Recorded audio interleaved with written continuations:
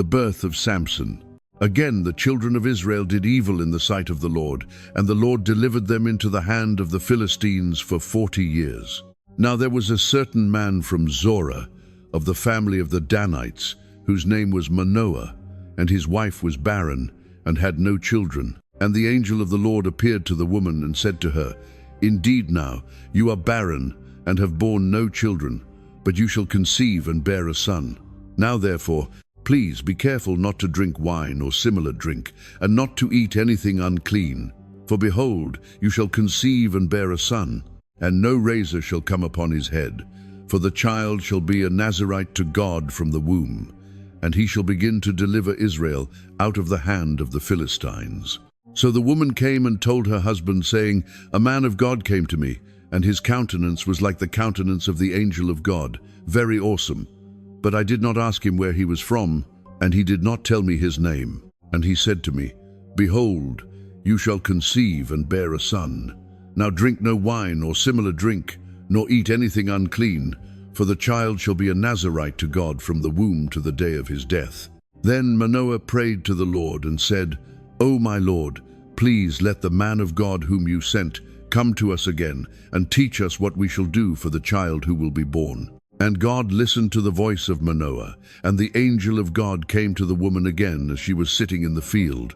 But Manoah, her husband, was not with her. Then the woman ran in haste and told her husband, and said to him, Look, the man who came to me the other day has just now appeared to me.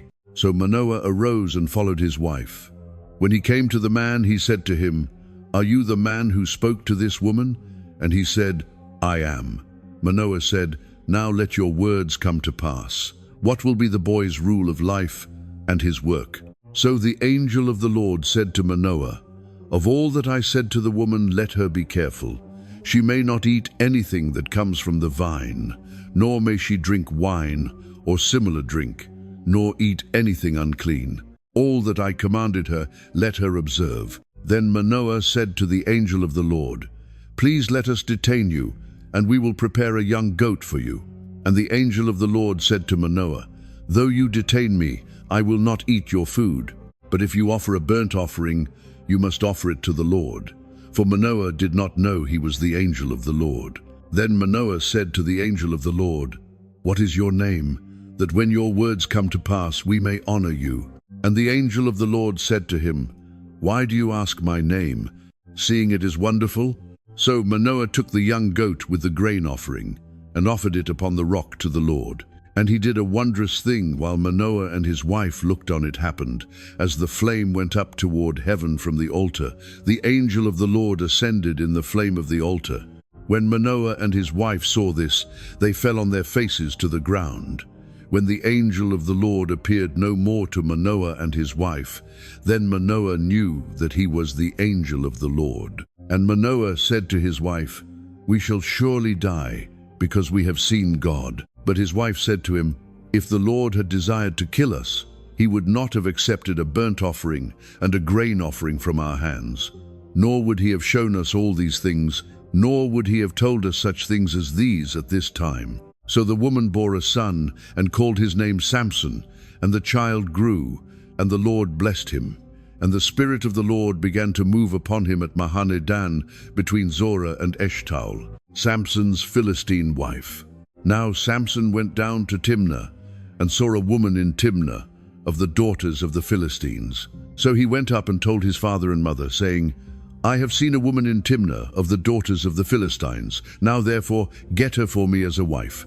Then his father and mother said to him, Is there no woman among the daughters of your brethren, or among all my people, that you must go and get a wife from the uncircumcised Philistines? And Samson said to his father, Get her for me, for she pleases me well. But his father and mother did not know that it was of the Lord that he was seeking an occasion to move against the Philistines. For at that time the Philistines had dominion over Israel. So Samson went down to Timnah with his father and mother, and came to the vineyards of Timnah. Now to his surprise a young lion came roaring against him, and the Spirit of the Lord came mightily upon him, and he tore the lion apart, as one would have torn apart a young goat, though he had nothing in his hand. But he did not tell his father or his mother what he had done. Then he went down and talked with the woman, and she pleased Samson well.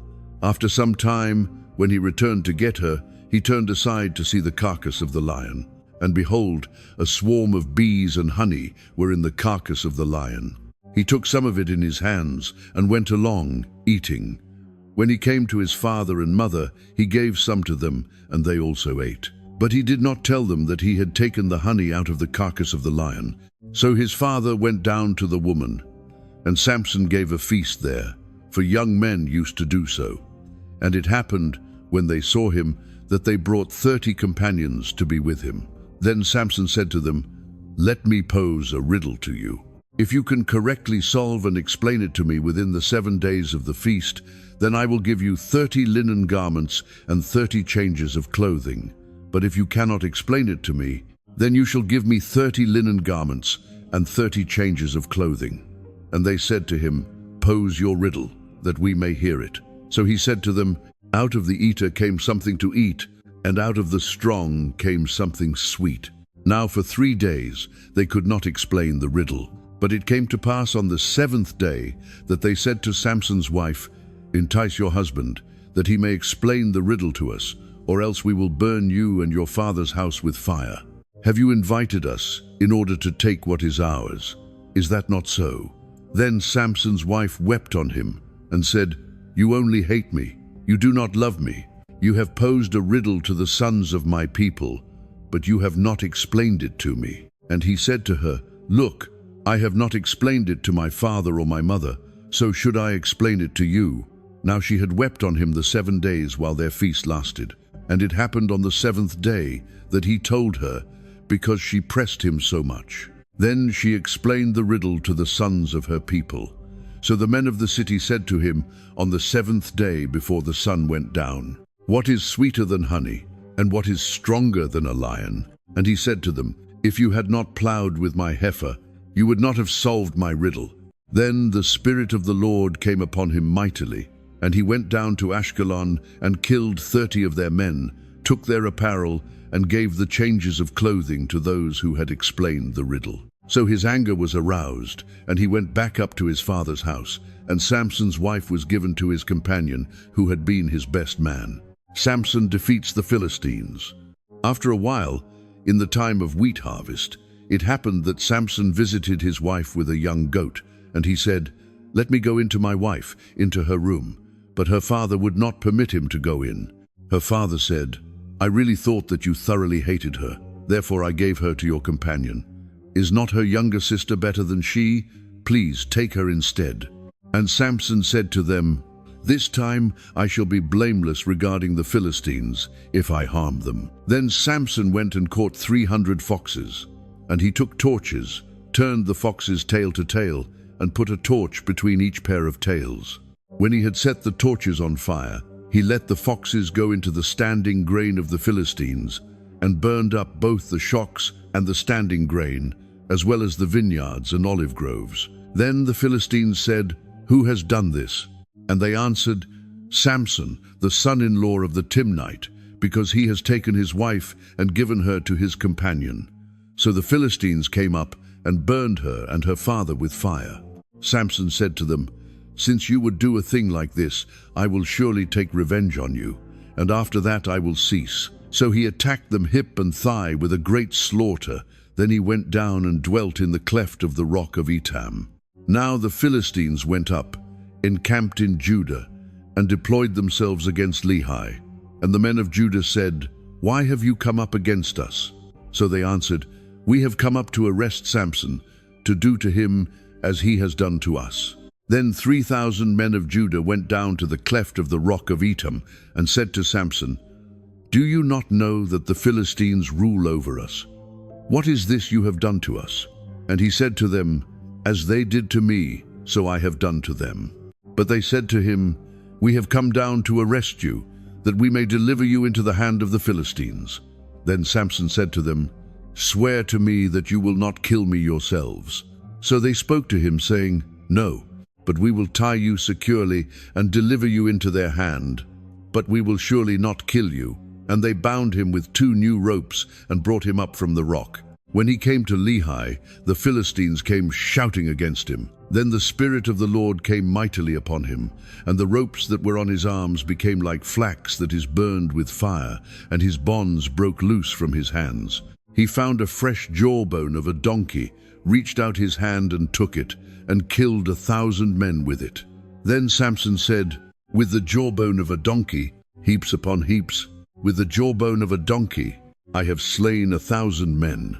And so it was, when he had finished speaking, that he threw the jawbone from his hand, and called that place Ramath-lehi. Then he became very thirsty. So he cried out to the Lord and said, "You have given this great deliverance by the hand of your servant, and now shall I die of thirst, and fall into the hand of the uncircumcised." So God split the hollow place that is in Lehi, and water came out, and he drank, and his spirit returned, and he revived. Therefore he called its name En-hakkore, which is in Lehi to this day. And he judged Israel 20 years in the days of the Philistines. Samson and Delilah. Now Samson went to Gaza and saw a harlot there, and went in to her. When the Gazites were told, "Samson has come here," they surrounded the place and lay in wait for him all night at the gate of the city. They were quiet all night, saying, "In the morning, when it is daylight, we will kill him." And Samson lay low till midnight. Then he arose at midnight, took hold of the doors of the gate of the city and the 2 gateposts, pulled them up, bar and all, put them on his shoulders, and carried them to the top of the hill that faces Hebron. Afterward it happened that he loved a woman in the valley of Sorek, whose name was Delilah. And the lords of the Philistines came up to her and said to her, "Entice him, and find out where his great strength lies, and by what means we may overpower him, that we may bind him to afflict him, and every one of us will give you 1,100 pieces of silver." So Delilah said to Samson, "Please tell me where your great strength lies, and with what you may be bound to afflict you." And Samson said to her, "If they bind me with 7 fresh bowstrings, not yet dried, then I shall become weak and be like any other man." So the lords of the Philistines brought up to her 7 fresh bowstrings, not yet dried, and she bound him with them. Now men were lying in wait, staying with her in the room. And she said to him, "The Philistines are upon you, Samson." But he broke the bowstrings as a strand of yarn breaks when it touches fire. So the secret of his strength was not known. Then Delilah said to Samson, "Look, you have mocked me and told me lies. Now, please tell me what you may be bound with." So he said to her, "If they bind me securely with new ropes that have never been used, then I shall become weak and be like any other man." Therefore Delilah took new ropes and bound him with them, and said to him, "The Philistines are upon you, Samson." And men were lying in wait, staying in the room, but he broke them off his arms like a thread. Delilah said to Samson, "Until now you have mocked me and told me lies. Tell me what you may be bound with." And he said to her, "If you weave the 7 locks of my head into the web of the loom." So she wove it tightly with the batten of the loom, and said to him, "The Philistines are upon you, Samson." But he awoke from his sleep, and pulled out the batten and the web from the loom. Then she said to him, "How can you say, 'I love you,' when your heart is not with me? You have mocked me these 3 times, and have not told me where your great strength lies." And it came to pass, when she pestered him daily with her words and pressed him, so that his soul was vexed to death, that he told her all his heart, and said to her, "No razor has ever come upon my head, for I have been a Nazirite to God from my mother's womb. If I am shaven, then my strength will leave me, and I shall become weak, and be like any other man." When Delilah saw that he had told her all his heart, she sent and called for the lords of the Philistines, saying, "Come up once more, for he has told me all his heart." So the lords of the Philistines came up to her and brought the money in their hand. Then she lulled him to sleep on her knees, and called for a man, and had him shave off the 7 locks of his head. Then she began to torment him, and his strength left him. And she said, "The Philistines are upon you, Samson." So he awoke from his sleep, and said, "I will go out as before, at other times, and shake myself free." But he did not know that the Lord had departed from him. Then the Philistines took him, and put out his eyes, and brought him down to Gaza. They bound him with bronze fetters, and he became a grinder in the prison. However, the hair of his head began to grow again after it had been shaven. Samson dies with the Philistines. Now the lords of the Philistines gathered together to offer a great sacrifice to Dagon their god, and to rejoice. And they said, "Our God has delivered into our hands Samson, our enemy." When the people saw him, they praised their God, for they said, "Our God has delivered into our hands our enemy, the destroyer of our land, and the one who multiplied our dead." So it happened, when their hearts were merry, that they said, "Call for Samson, that he may perform for us." So they called for Samson from the prison, and he performed for them, and they stationed him between the pillars. Then Samson said to the lad who held him by the hand, "Let me feel the pillars which support the temple, so that I can lean on them." Now the temple was full of men and women. All the lords of the Philistines were there, about 3,000 men and women on the roof watching while Samson performed. Then Samson called to the Lord, saying, "O Lord God, remember me, I pray. Strengthen me, I pray, just this once, O God, that I may with one blow take vengeance on the Philistines for my 2 eyes." And Samson took hold of the 2 middle pillars which supported the temple, and he braced himself against them, one on his right and the other on his left. Then Samson said, "Let me die with the Philistines." And he pushed with all his might, and the temple fell on the lords and all the people who were in it. So the dead that he killed at his death were more than he had killed in his life. And his brothers and all his father's household came down and took him, and brought him up and buried him between Zorah and Eshtaol in the tomb of his father Manoah. He had judged Israel 20 years. Micah's idolatry. Now there was a man from the mountains of Ephraim, whose name was Micah, and he said to his mother, "The 1,100 shekels of silver that were taken from you, and on which you put a curse, even saying it in my ears, here is the silver with me. I took it." And his mother said, "May you be blessed by the Lord, my son." So when he had returned the 1,100 shekels of silver to his mother said, "I had wholly dedicated the silver from my hand to the Lord for my son, to make a carved image and a molded image. Now therefore I will return it to you." Thus he returned the silver to his mother. Then his mother took 200 shekels of silver and gave them to the silversmith, and he made it into a carved image and a molded image, and they were in the house of Micah. The man Micah had a shrine and made an ephod and household idols, and he consecrated one of his sons, who became his priest. In those days there was no king in Israel. Everyone did what was right in his own eyes. Now there was a young man from Bethlehem in Judah, of the family of Judah. He was a Levite and was staying there. The man departed from the city of Bethlehem in Judah to stay wherever he could find a place. Then he came to the mountains of Ephraim, to the house of Micah, as he journeyed. And Micah said to him, "Where do you come from?" So he said to him, "I am a Levite from Bethlehem in Judah, and I am on my way to find a place to stay." Micah said to him, "Dwell with me, and be a father and a priest to me, and I will give you 10 shekels of silver per year, a suit of clothes, and your sustenance." So the Levite went in. Then the Levite was content to dwell with the man, and the young man became like one of his sons to him. So Micah consecrated the Levite, and the young man became his priest, and lived in the house of Micah. Then Micah said, "Now I know that the Lord will be good to me, since I have a Levite as priest." The Danites adopt Micah's idolatry. In those days there was no king in Israel, and in those days the tribe of the Danites was seeking an inheritance for itself to dwell in. For until that day their inheritance among the tribes of Israel had not fallen to them. So the children of Dan sent 5 men of their family from their territory, men of valor from Zorah and Eshtaol, to spy out the land and search it. They said to them, "Go, search the land." So they went to the mountains of Ephraim, to the house of Micah, and lodged there. While they were at the house of Micah, they recognized the voice of the young Levite. They turned aside and said to him, "Who brought you here? What are you doing in this place? What do you have here?" He said to them, "Thus and so Micah did for me. He has hired me, and I have become his priest."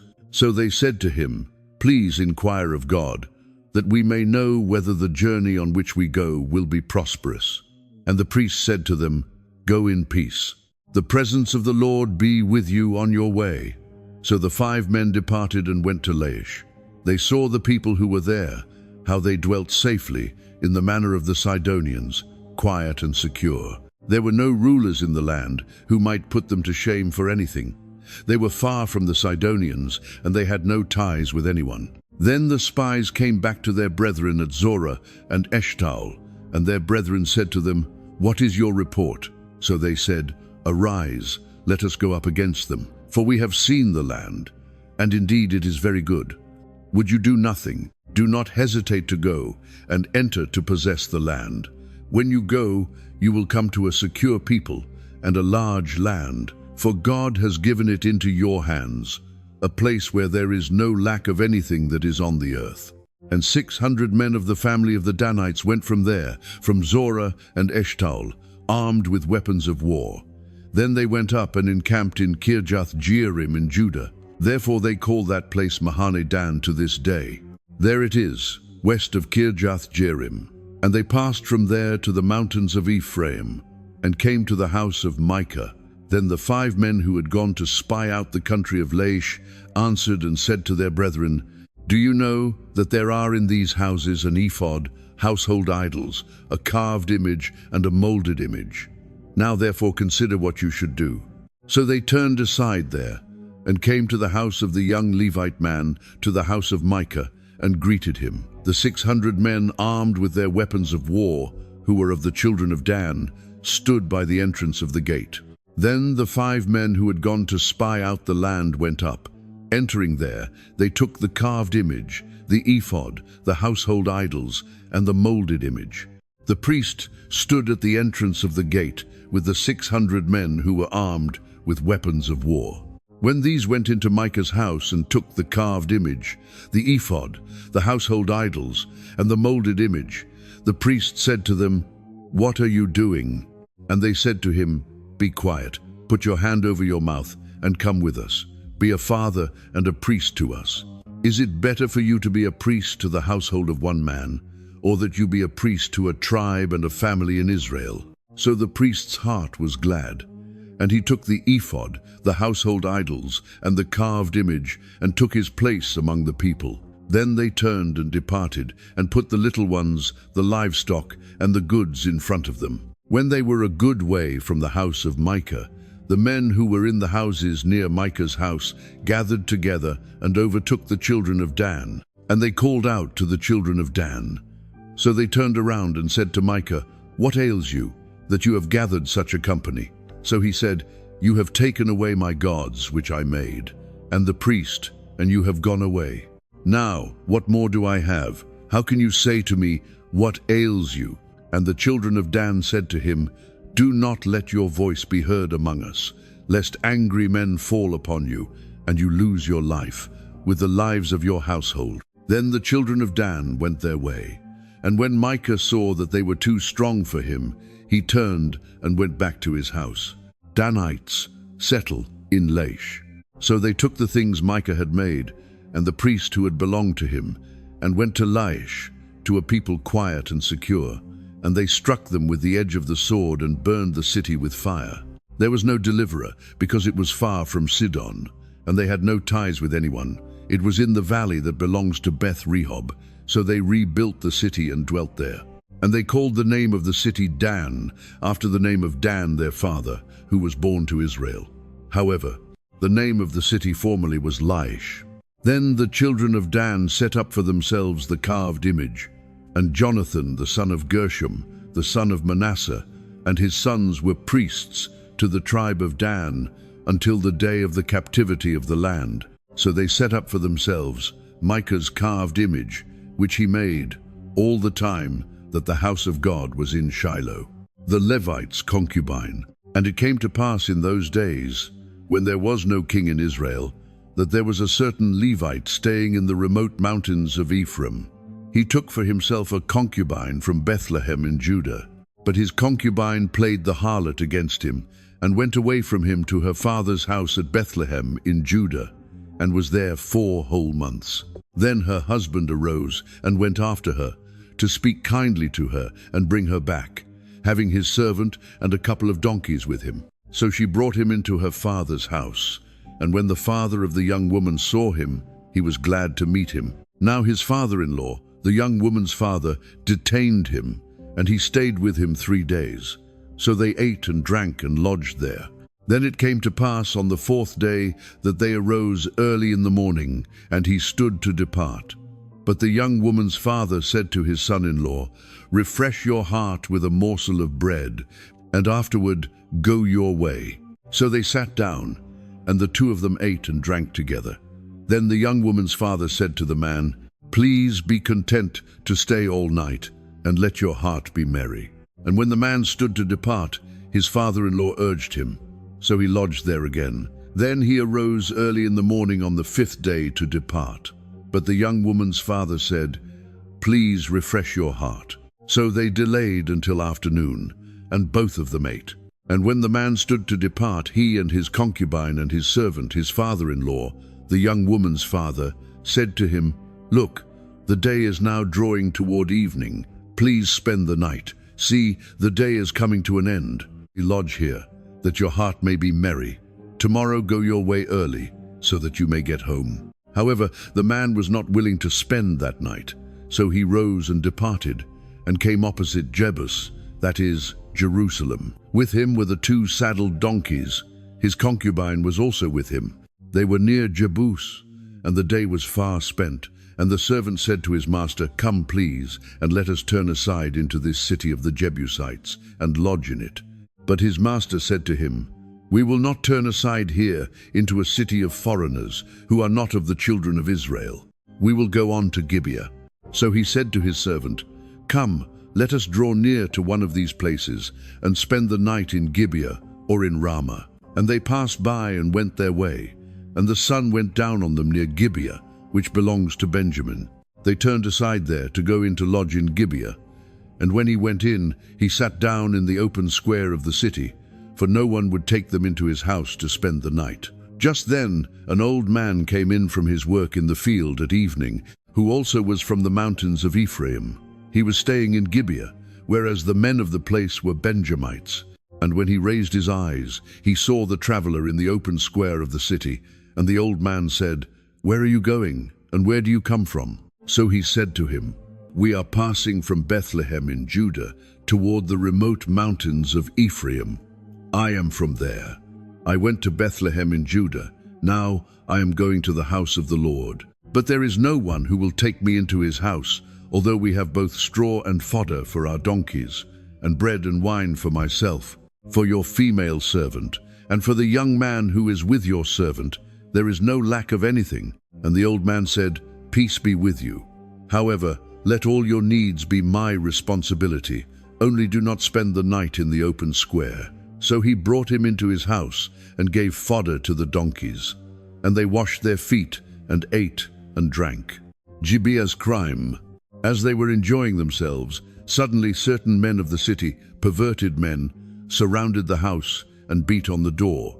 They spoke to the master of the house, the old man, saying, "Bring out the man who came to your house, that we may know him carnally." But the man, the master of the house, went out to them and said to them, "No, my brethren, I beg you, do not act so wickedly. Seeing this man has come into my house, do not commit this outrage. Look, here is my virgin daughter and the man's concubine. Let me bring them out now, humble them, and do with them as you please. But to this man do not do such a vile thing." But the men would not heed him. So the man took his concubine and brought her out to them. And they knew her and abused her all night until morning. And when the day began to break, they let her go. Then the woman came as the day was dawning, and fell down at the door of the man's house where her master was, till it was light. When her master arose in the morning, and opened the doors of the house, and went out to go his way, there was his concubine, fallen at the door of the house with her hands on the threshold. And he said to her, "Get up and let us be going." But there was no answer. So the man lifted her onto the donkey, and the man got up and went to his place. When he entered his house, he took a knife, laid hold of his concubine, and divided her into 12 pieces, limb by limb, and sent her throughout all the territory of Israel. And so it was that all who saw it said, "No such deed has been done or seen from the day that the children of Israel came up from the land of Egypt until this day.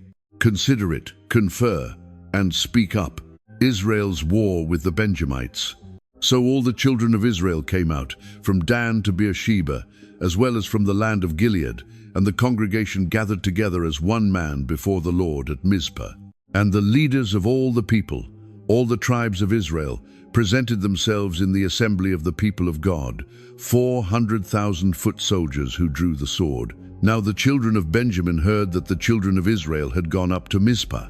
Then the children of Israel said, "Tell us, how did this wicked deed happen?" So the Levite, the husband of the woman who was murdered, answered and said, "My concubine and I went into Gibeah, which belongs to Benjamin, to spend the night. And the men of Gibeah rose against me, and surrounded the house at night because of me. They intended to kill me, but instead they ravished my concubine so that she died. So I took hold of my concubine, cut her in pieces, and sent her throughout all the territory of the inheritance of Israel, because they committed lewdness and outrage in Israel. Look, all of you are children of Israel. Give your advice and counsel here and now."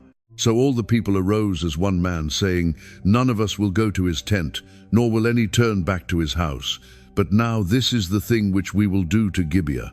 We will go up against it by lot. We will take 10 men out of every 100 throughout all the tribes of Israel, 100 out of every 1,000, and 1,000 out of every 10,000, to make provisions for the people, that when they come to Gibeah in Benjamin, they may repay all the vileness that they have done in Israel."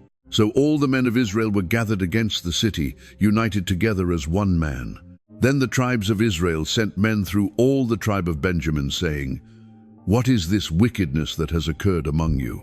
Now, therefore, deliver up the men, the perverted men who are in Gibeah, that we may put them to death and remove the evil from Israel." But the children of Benjamin would not listen to the voice of their brethren, the children of Israel. Instead, the children of Benjamin gathered together from their cities to Gibeah to go to battle against the children of Israel.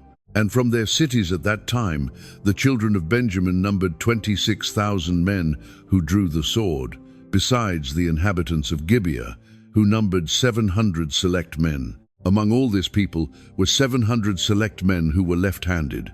Everyone could sling a stone at a hair's breadth and not miss. Now besides Benjamin, the men of Israel numbered 400,000 men who drew the sword. All of these were men of war. Then the children of Israel arose and went up to the house of God to inquire of God. They said, "Which of us shall go up first to battle against the children of Benjamin?" The Lord said, "Judah first." So the children of Israel rose in the morning and encamped against Gibeah.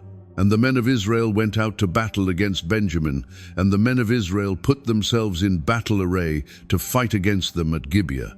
Then the children of Benjamin came out of Gibeah, and on that day cut down to the ground 22,000 men of the Israelites.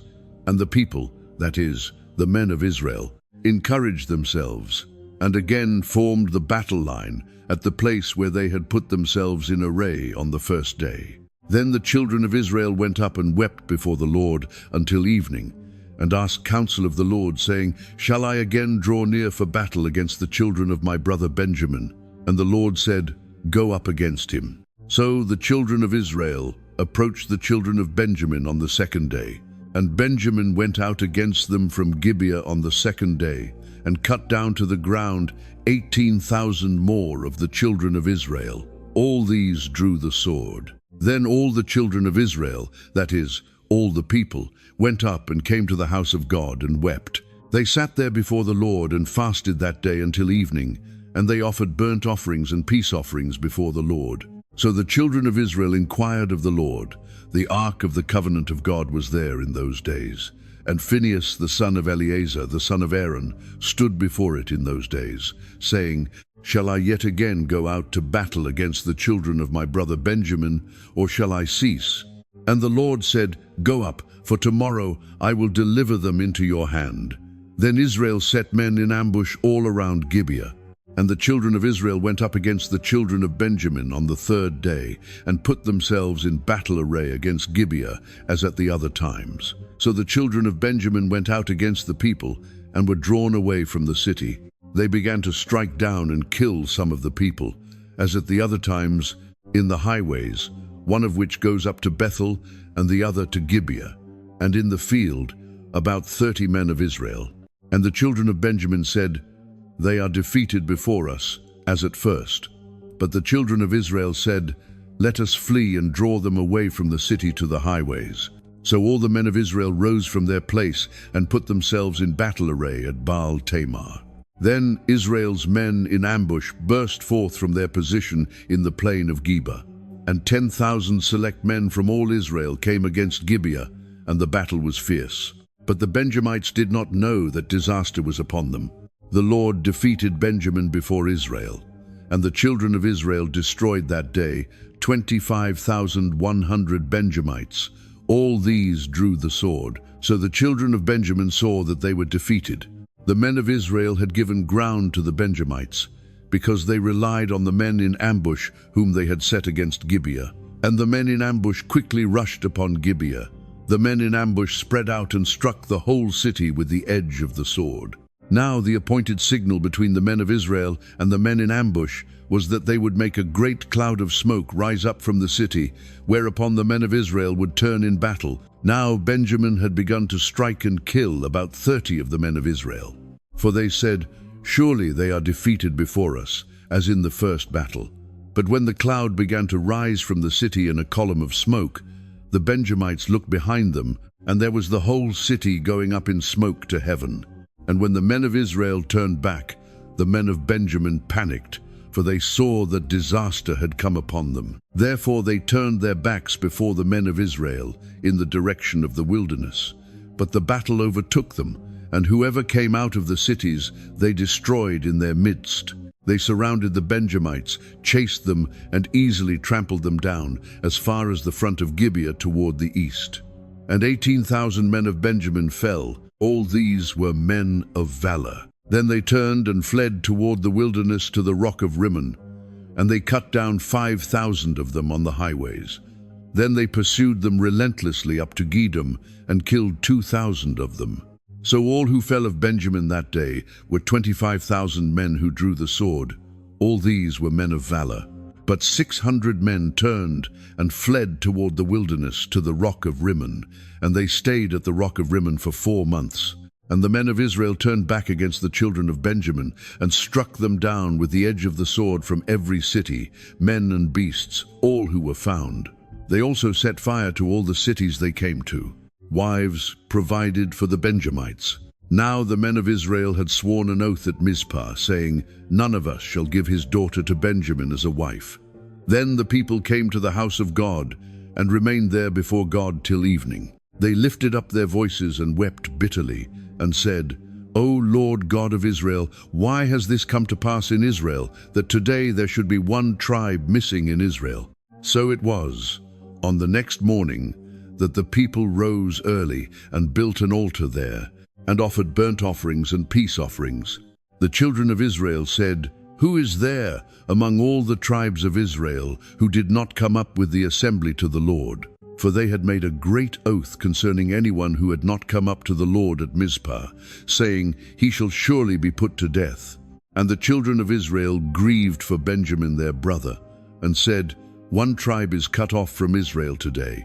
What shall we do for wives for those who remain, seeing we have sworn by the Lord that we will not give them our daughters as wives?" And they said, "What one is there from the tribes of Israel who did not come up to Mizpah to the Lord?" And, in fact, no one had come to the camp from Jabesh Gilead to the assembly. For when the people were counted, indeed, not one of the inhabitants of Jabesh Gilead was there. So the congregation sent out there 12,000 of their most valiant men, and commanded them, saying, "Go and strike the inhabitants of Jabesh Gilead with the edge of the sword, including the women and children. And this is the thing that you shall do. You shall utterly destroy every male and every woman who has known a man intimately." So they found among the inhabitants of Jabesh Gilead 400 young virgins who had not known a man intimately, and they brought them to the camp at Shiloh, which is in the land of Canaan. Then the whole congregation sent word to the children of Benjamin, who were at the rock of Rimmon, and announced peace to them. So Benjamin came back at that time, and they gave them the women whom they had saved alive, of the women of Jabesh Gilead, and yet they had not found enough for them. And the people grieved for Benjamin, because the Lord had made a void in the tribes of Israel. Then the elders of the congregation said, "What shall we do for wives for those who remain, since the women of Benjamin have been destroyed?" And they said, "There must be an inheritance for the survivors of Benjamin, that a tribe may not be destroyed from Israel.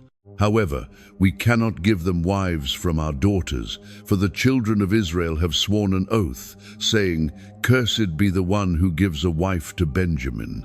Then they said, "In fact, there is a yearly feast of the Lord in Shiloh, which is north of Bethel, on the east side of the highway that goes up from Bethel to Shechem, and south of Lebonah." Therefore they instructed the children of Benjamin, saying, "Go, lie in wait in the vineyards, and watch. And just when the daughters of Shiloh come out to perform their dances, then come out from the vineyards, and every man catch a wife for himself from the daughters of Shiloh. Then go to the land of Benjamin. Then it shall be, when their fathers or their brothers come to us to complain, that we will say to them, 'Be kind to them for our sakes, because we did not take a wife for any of them in the war.' For it is not as though you have given the women to them at this time, making yourselves guilty of your oath." And the children of Benjamin did so. They took enough wives for their number from those who danced, whom they caught. Then they went and returned to their inheritance, and they rebuilt the cities and dwelt in them. So the children of Israel departed from there at that time, every man to his tribe and family. They went out from there, every man to his inheritance. In those days there was no king in Israel. Everyone did what was right in his own eyes. If you enjoyed this reading and would like to hear more historical and spiritual accounts, please subscribe to our channel and hit the notification bell so you never miss a new video. Thank you for listening and for your support.